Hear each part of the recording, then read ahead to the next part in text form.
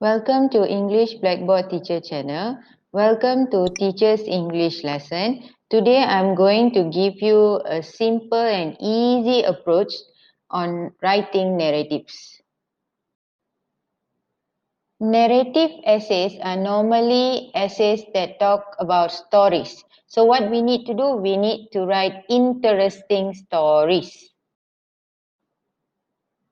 In order to write an interesting story, you need to make sure your story has all the 6 elements that you can see on the blackboard. The first element is setting. Always includes the time, place, and the weather. In short, explain about your environment or your surroundings in the story. The second element is character. There can be main character and subordinate characters. You must explain their appearance, characteristics, and relationships.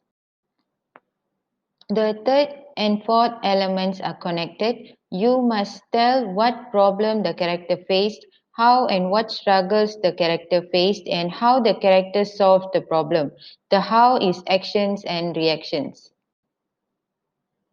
The last elements 5 and 6 are connected as you need to express the feelings of the character as he or she solves the problems and what he or she learned from the problem, the experiences. First paragraph mention time, place, weather, the house. Second paragraph mention the character boy.